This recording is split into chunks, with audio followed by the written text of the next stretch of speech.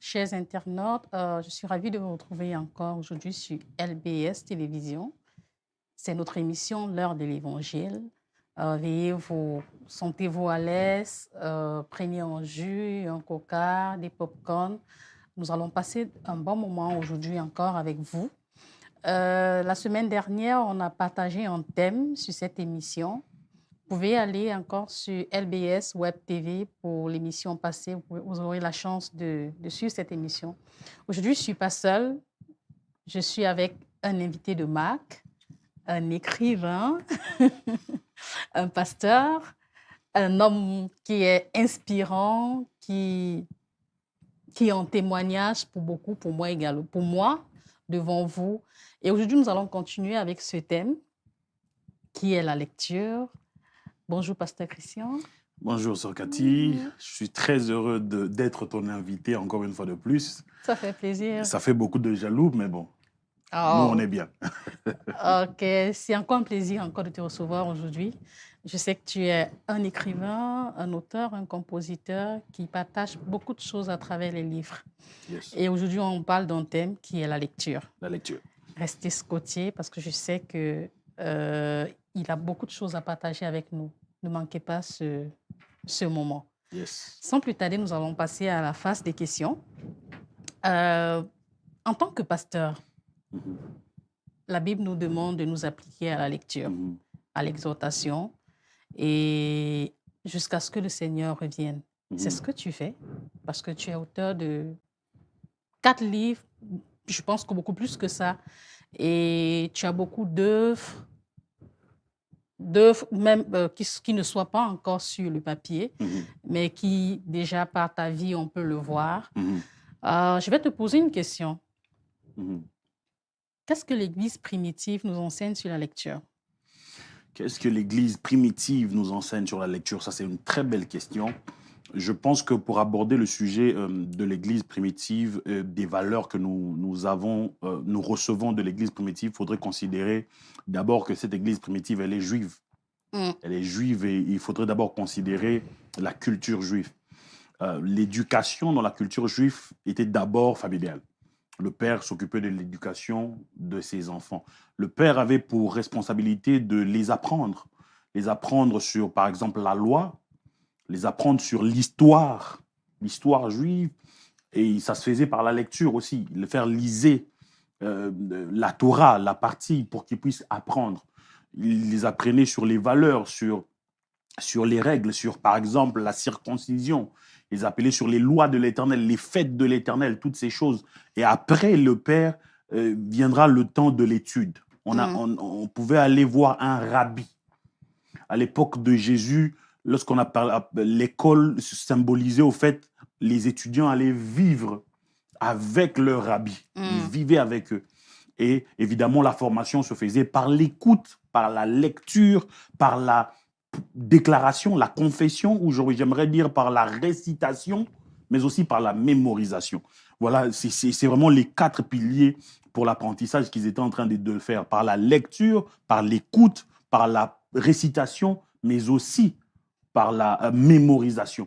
Voilà pourquoi, tu vois, quand la Bible dit que ce livre de la loi ne s'éloigne pas de ta bouche, c'est pas simplement ne s'éloigne pas de tes yeux, on rajoute à la lecture la récitation, mais après la mémorisation de cela. Alors, l'Église primitive nous enseigne qu'ils étaient constamment dans cette lecture. Au fait, ils faisaient des lectures avant toute chose.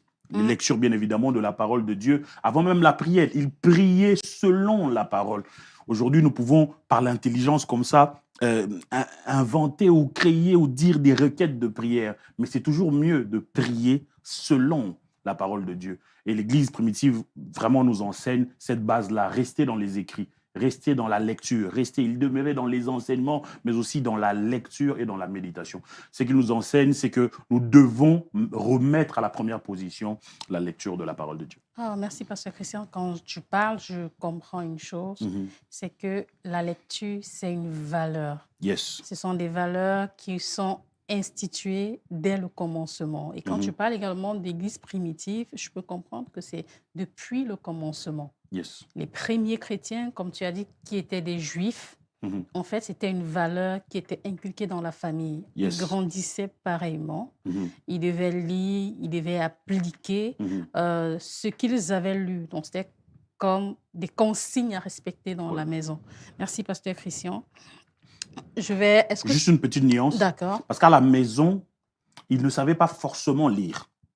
Ils écoutaient leur père en train de lire. Mais c'est quand ils allaient maintenant étudier chez un rabbi qui veut dire maître, c'est alors qu'ils apprenaient un peu plus en profondeur les prophètes. Ils apprenaient un peu plus en profondeur les psaumes. Ils apprenaient un peu plus en profondeur toutes les promesses que le Seigneur a données parce qu'ils devaient les réciter et les retenir. Ils devaient alors le lire. C'est à l'école, l'aspect école. À la maison, ils écoutaient, ils apprenaient à travers leur père, mais aussi ils retenaient l'histoire de leur pays. Merci, Pasteur Christian. Sans lire, ils ne pouvaient rien faire. Que ce soit les parents, que ce soit les enfants. C'est comme ça qu'ils devaient grandir pour apprendre, pour lire la Bible et pour appliquer la parole de Dieu. Oui. OK. Deuxième question pour toi, Pasteur Christian. Quels sont les signes pour reconnaître que telle lecture n'est pas bonne pour notre foi?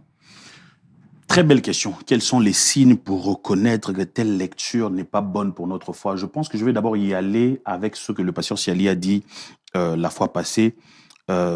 C'est sûr qu'il y a l'écoute du Saint-Esprit. Il y a l'écoute du Saint-Esprit. Il faut que le Saint-Esprit nous le dise. Nous devons aspirer au Saint-Esprit. En fait, l'intimité avec le Saint-Esprit se cultive. Au fur et à mesure, vous voulez entendre le Saint-Esprit, que l'Esprit vous fasse sentir mal lorsque vous êtes exposé à quelque chose qui ne nourrit pas votre foi. Ensuite, quand cette lecture vous propose d'autres voies pour le salut, si vous lisez n'importe quel domaine, vous lisez n'importe quelle lecture, et vous lisez dans ces écrits qu'elle vous propose des voies alternatives du salut. On peut voir aujourd'hui, il existe plusieurs littératures. Exactement. Tout le monde écrit. Exactement. Quel que soit le domaine, mais il faut être capable de discerner. Oui, il faut être capable de discerner. de C'est pas évident aujourd'hui de savoir est-ce que c'est bon pour ma foi. Parce que ça ne veut pas seulement dire qu'on doit seulement lire la Bible aussi. Exactement. Nous pouvons lire tout ce qui peut nous nourrir, tout ce qui peut nous instruire. Nous lisons à l'école, nous pouvons lire aussi pour cultiver. J'ai l'habitude de dire que l'homme a 5 dimensions. Tout ce dont j'ai besoin ne se résume pas dans le côté spirituel. Mon intellect aussi a besoin d'être nourri. Voilà pourquoi je dois exposer mon intellect à d'autres types de lectures. Mais il faudrait que ces types-là ne viennent pas présenter d'autres alternatives pour le salut. Et c'est pas tout le temps qu'on retrouve des textes comme ça. Il y a beaucoup de textes écrits par des non-croyants qui ne viennent pas pour pouvoir proposer autre chose. Et au-delà des alternatives pour le salut, il faudrait que ces écrits ne soient pas contre l'amour, contre le pardon, contre la repentance et contre la foi. Si elles sont contre cela, ce que vous lisez, c'est comme ce que vous entendez. La foi vient de ce qu'on entend. Vous vous exposez à ça. Tout à fait. Et je sais que quand je dis ça, il y en a qui vont dire, moi, voilà, je suis un enseignant ou soit je suis quelqu'un qui doit cultiver les autres. Je dois apprendre dans la profondeur sur ces genres de choses pour comprendre comment est-ce que les autres se perdent, pour comprendre c'est quoi la fausseté de ce que je lis et savoir le contredire. Je ne vous poserai pas de barrière, mais tout ce que j'aimerais vous dire, c'est que exposez-vous encore dans la prière. Et moi, j'ai appris à contredire les lectures. Vu que je suis un enseignant, je dois me présenter devant le peuple de Dieu. Il faut que je lise aussi ceux qui a l'habitude de détourner le peuple de Dieu.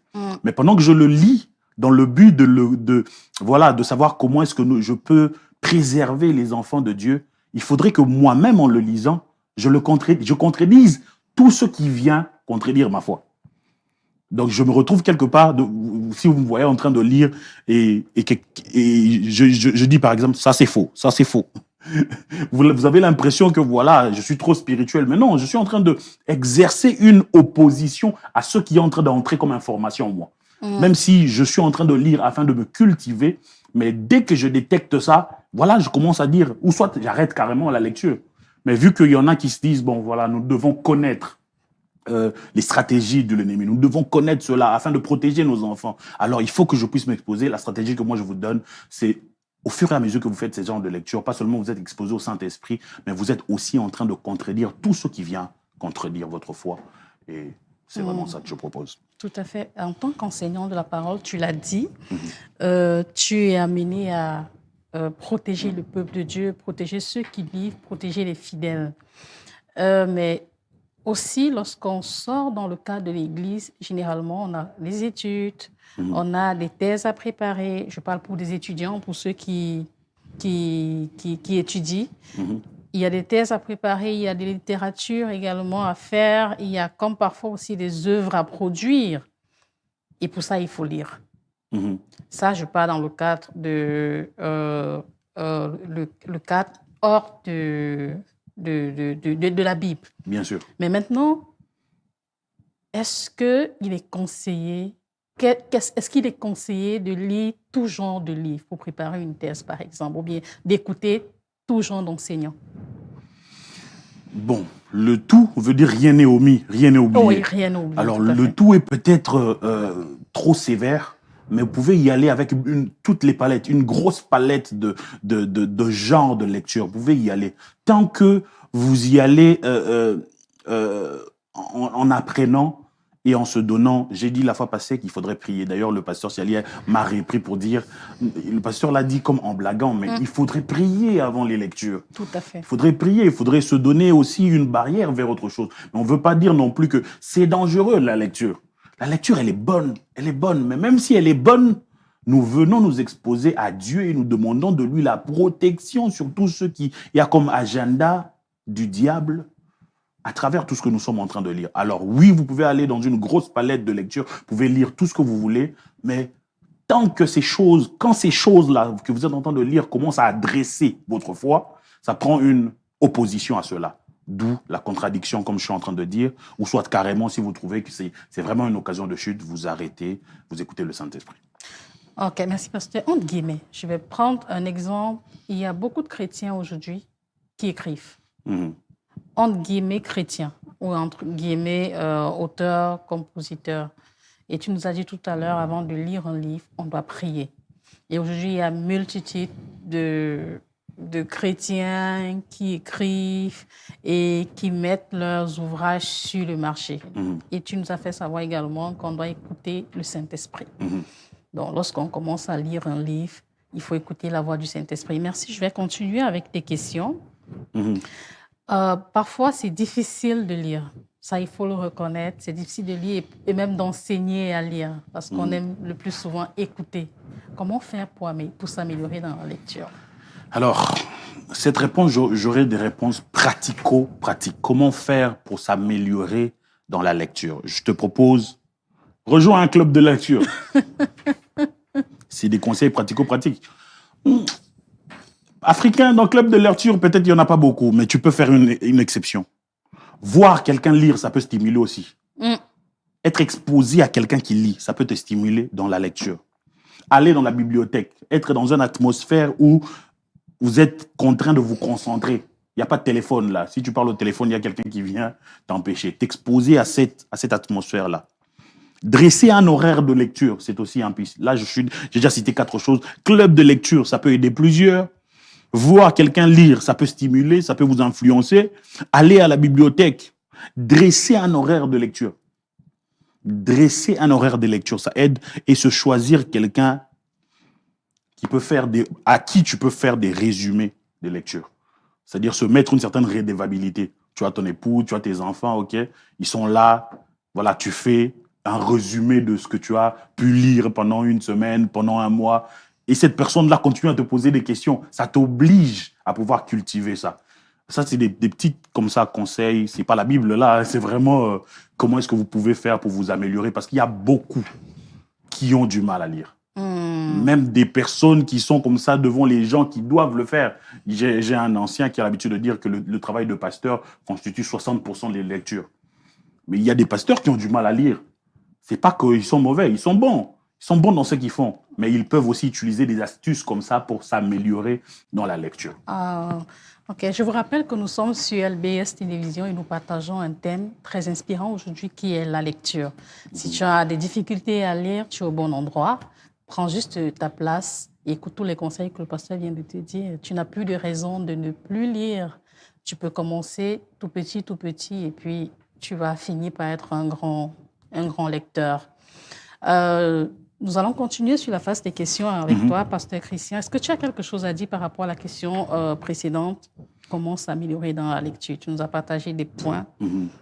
Il faut rejoindre un club de lecture, il faut planifier la lecture, il faut partager des résumés de lecture avec la famille, les amis. Ça peut nous aider. Tu nous as également dit qu'il y a beaucoup d'hommes de Dieu qui ont la charge de lire à 60%. Mais c'est difficile pour eux de lire. En tout cas, mis à part tous ces 5 astuces que je viens de donner, là, il interviendra la parole de Dieu et la prière, bien évidemment. La plupart ont développé leur manière de lire, ou soit leur intensité dans la lecture en lisant la Bible. C'est parce qu'ils se sont exposés, vu qu'ils ont intérêt à la Bible. Il y a des choses qui... En fait, tu as un attrait sur cela. Par exemple, si quelqu'un est fan des histoires, ainsi de suite, c'est sûr qu'il sera plus porté à lire ce genre de choses. Tu lui dis de lire des thèses de sciences, ainsi de suite, tu seras moins intéressé à cela. Alors, tu peux y aller comme ça, dans ce que tu aimes, mais ensuite rajouter ce que tu n'aimeras pas, ou soit ce que tu aimes moins, pour t'améliorer. Sinon, il y a toujours la prière. Nous croyons que la prière peut débloquer les choses. Seigneur, aide-moi à m'améliorer. Alors, ça ne bat pas de revers tout ce que j'ai dit en amont. Tout ça, c'est important. Club de lecture, tout ça, c'est important. Mais la prière est importante aussi.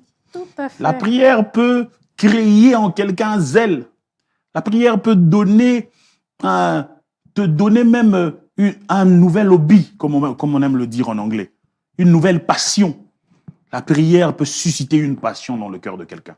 S'il y a quelque chose à rajouter, je pense que je dirais ça. Oh, merci, pasteur Christian. La Bible, c'est la parole de Dieu. Yes. On nous parle que la Bible, c'est la parole de Dieu. Et aujourd'hui, à l'Église, on nous dit qu'on doit lire la Bible.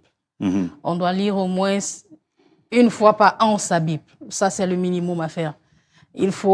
Pour prier, il faut lire la parole il faut lire la Bible parce qu'il faut rappeler à Dieu sa parole. Donc, il est difficile pour nous de prier si on ne connaît pas la parole de Dieu.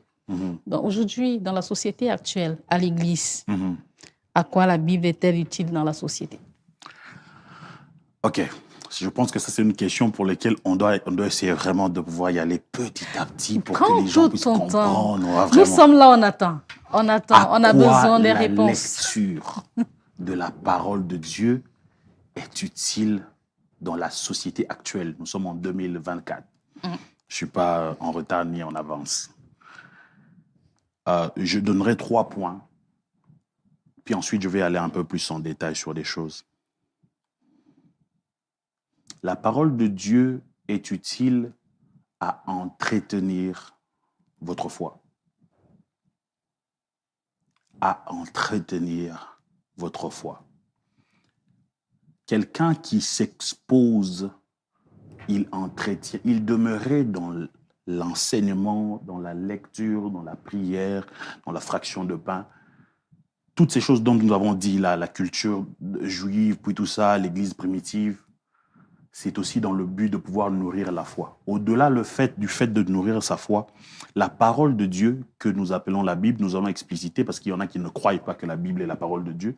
On va essayer d'entrer en profondeur afin de pouvoir expliquer cela. Mais ce que la parole de Dieu fait, c'est aussi contredire. Elle vient contredire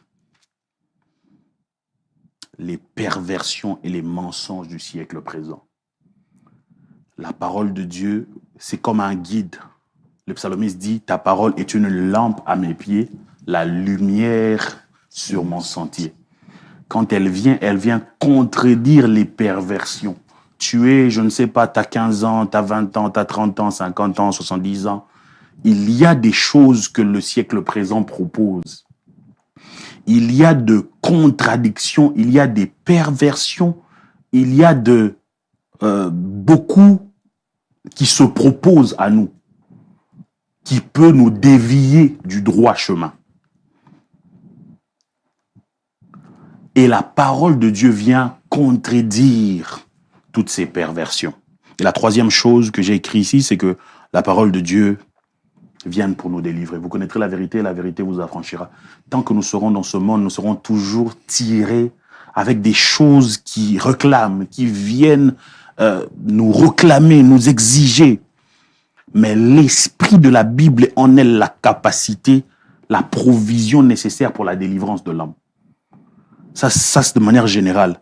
Mais non, pourquoi, ou soit comment est-ce que ce livre qu'on appelle Bible peut être compris comme étant la parole de Dieu? Tu es en train de nous suivre, tu vois des gens avec un livre qu'on appelle Bible. D'abord, je veux te dire que Bible veut dire un tas de livres. Ça ne veut pas dire autre chose. La Bible veut dire plusieurs livres. Et cette Bible a, au fil de temps, l'opposition que les gens, ils disent pendant longtemps, ils brandissent contre la Bible. Ils disent qu'il y a des contradictions. La raison pour laquelle certaines personnes disent que la Bible n'est pas fiable ou soit qu'il n'est pas la parole de Dieu, parce qu'ils exposent la thèse que la Bible serait pleine de contradictions. Réponse à cela, c'est simple. C'est que ceux qui n'ont pas la révélation appellent contradiction. Nous appelons ça complémentarité. La Bible est un livre complet et complémentaire. Tu as souvent entendu parler des gens, oh, mais il y avait beaucoup de livres, pourquoi ils l'ont résumé en 66? Ils ont mis des livres de côté. C'est important de comprendre l'histoire autour de la Bible. La Bible est écrite en plusieurs âges. C'est-à-dire, ça a été écrit en plusieurs âges et époques, mais elle reste cohérente dans tout ce qu'elle dit. Vous avez entendu le terme inspiré, et plusieurs ont l'impression que c'est l'Église catholique qui a décidé 66 livres, c'est inspiré. C'est pas parce que l'Église catholique l'a décidé. Les 66 livres que nous avons dans notre Bible séculière, c'est les livres qui étaient écrits en hébreu. Vous savez, avant Jésus, Paul ont cité des choses qui ne sont pas dans notre Bible. De 100 ans avant Jésus jusqu'à 300 ans après Jésus, on était en train d'utiliser une Bible qui était à la base même de la Bible actuelle catholique, le Septuagint. Et dans ce Bible, il y avait des paroles comme « Maudit toi soit celui qui est pendu au bois ». On a repris ça, mais elles viennent d'autres annales. Paul aussi a cité plusieurs écrits qui ne sont pas dans la Bible. Mais ces écrits, il y en a qui étaient en araméen, il y en a qui étaient en grec. Mais à un moment donné, l'Église s'est consentie, par consensus, ils ont décidé de garder que les 66 livres qui étaient en hébreu. Juste pourquoi? Parce que l'Église primitive est d'abord une Église juive. C'était en hébreu. Et voilà que l'Église catholique n'a pas suivi le courant. Avec Constantin, on a voulu reprendre tout ça comme livre, et jusqu'à Luther est venu reprendre les 66 livres. Alors, certains vont me dire, la Pentateuque a 5 livres. Par exemple, on dit que c'est Moïse qui a écrit la Pentateuque, mais on voit dans la fin que, voilà, on a écrit aussi sur la mort. Comment est-ce que Moïse, qui est mort, a écrit sur sa mort? La réponse à cela, c'est que la Bible est une suite d'inspiration.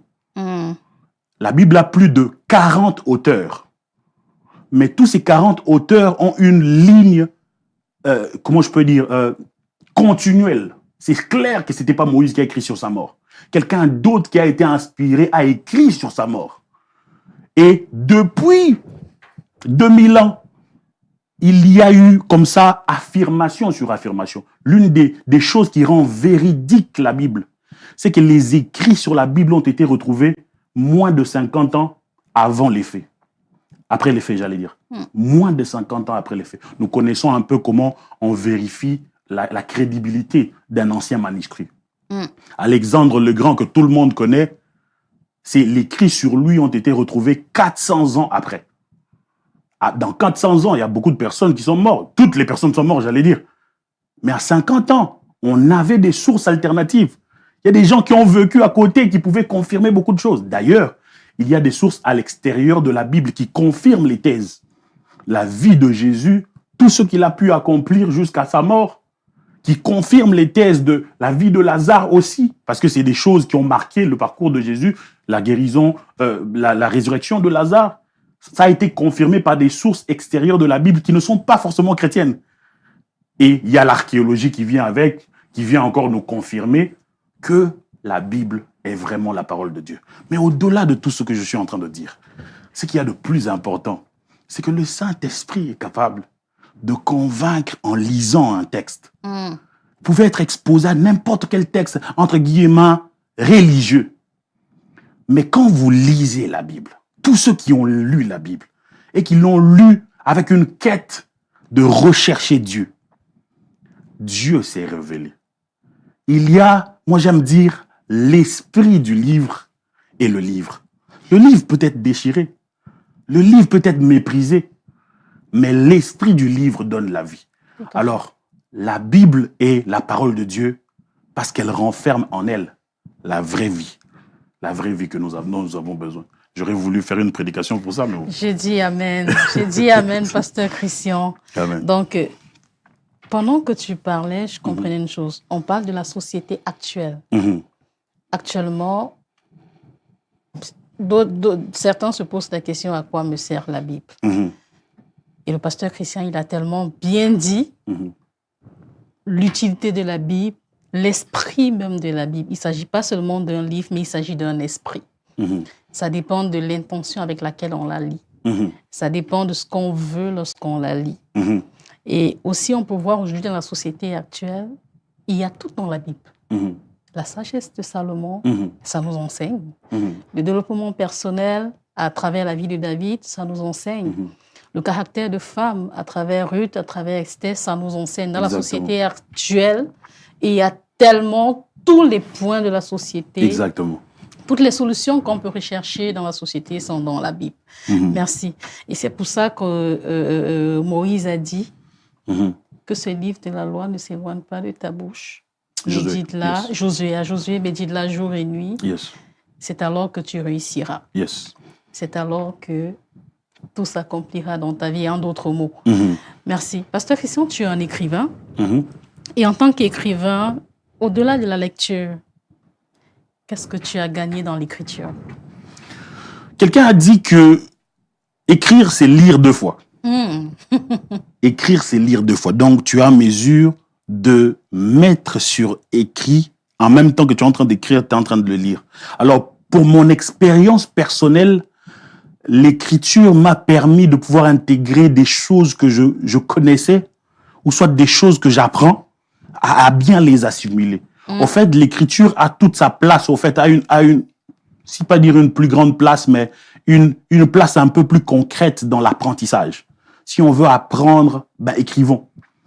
Et je pense que c'est malheureux de dire j'ai besoin d'avoir, je sais pas, 4 diplômes de doctorat pour être à mesure de pouvoir écrire. Ah, tout le monde peut écrire. Tout le monde peut écrire. Oh, waouh. Très bonne nouvelle. Tout le monde peut écrire. Et écrire vous permet au fait d'apprendre un peu plus en profondeur sur ce que vous êtes en train de... sur la notion en question. Mais au-delà de ça, quand on parle des choses comme mon expérience personnelle, écrire une autobiographie, mettre sur écrit ta propre vie, je pense que c'est un sentiment que vous ressentirez quand vous le ferez. En tout cas, il y a quelque chose de spécial quand vous écrivez une autobiographie. Vous êtes en train pas seulement de témoigner, bien évidemment, ce que le Seigneur a fait dans votre vie, mais vous avez votre histoire écrite sur papier. Parce qu'il y a des bouts qu'on oublie. Si tu me dis de raconter mon histoire ici, il y a des choses que j'oublierai. Mais quand je mets sur papier, et j'ai pris beaucoup de temps pour le mettre, j'arrive à retracer la vie, tu vois. Les paroles s'envolent, les écrits Exactement. restent.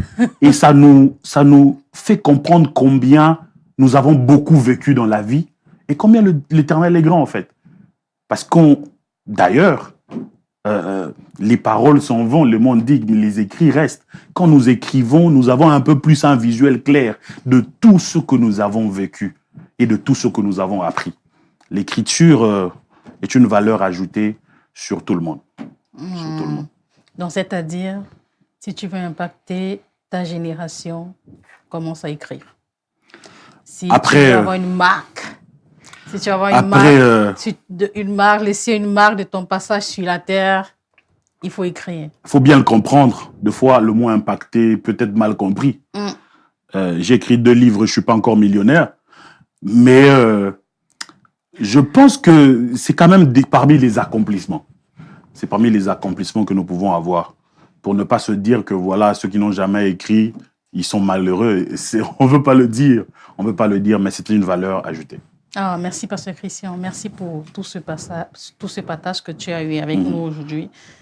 Une chose que je veux encourager nos chers internautes, nous sommes sur LBS Télévision et nous parlons de la lecture.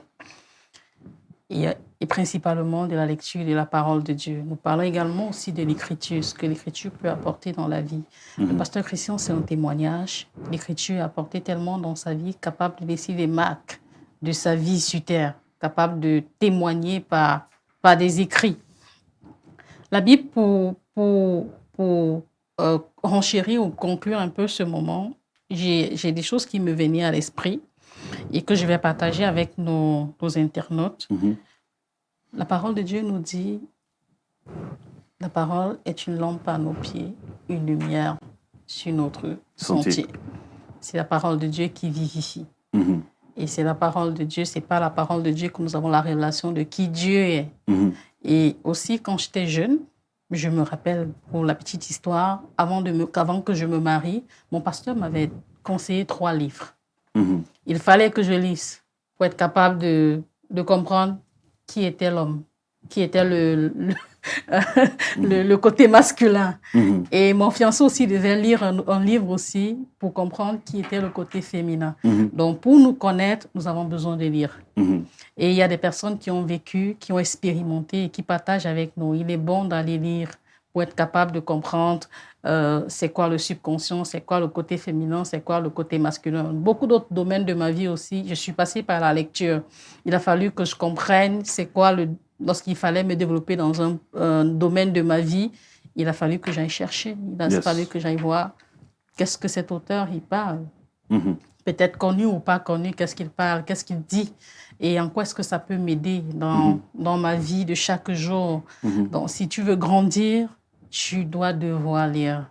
Tu ne peux pas avancer dans la vie, tu ne peux pas grandir si tu ne lis pas. Donc, je t'encourage, toi qui nous écoutes, c'est l'émission L'heure de l'Évangile et nous parlons de la lecture encore une fois. Je t'encourage à lire. Est-ce que tu as un dernier mot à nous dire avant que nous nous séparons ce soir? Lire. Nous avons la grâce à travers la Bible de lire l'Évangile. Cette émission, c'est l'heure de l'Évangile. L'Évangile, c'est l'histoire de la vie, de la mort, de la résurrection d'un homme qui a de l'impact sur toute une humanité, sur toute une vie, qui a de l'impact sur moi. Et je ne peux recommander qu'à lire la Bible. Mais grâce à Dieu, avec la Bible, nous pouvons aussi avoir d'autres livres, comme les 2 livres que j'ai sortis qui sont sur Amazon. Alors, je vous recommande la lecture de ces livres aussi.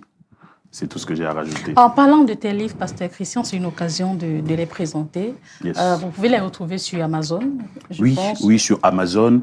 Alors, le premier livre, c'est « Quand l'ordinaire se réconcilie au surnaturel ». Et le deuxième livre, c'est « Quand les cantiques de ma chambre de prière ». Alors, les 2 livres qui sont déjà disponibles, parce qu'il y en a qui vont être encore publiés, mais les 2 livres sont déjà disponibles. Et ce dimanche, nous serons à Saint-Jérôme, parce que dans le cadre d'une tournée que nous faisons, afin de pouvoir aussi partager la parole de Dieu et aussi donner les livres en physique aux gens à l'église Abri des âmes, qui est sur Saint-Jérôme. Ce dimanche, à 10h, nous serons là. Ce serait l'occasion pour vous de pouvoir vous procurer votre copie dédicacée. Que Dieu vous bénisse. Merci d'avoir été avec nous, Pasteur Christian. C'était l'heure de l'Évangile. Nous nous retrouvons la semaine prochaine pour une toute autre édition. Restez scotchés. Au revoir.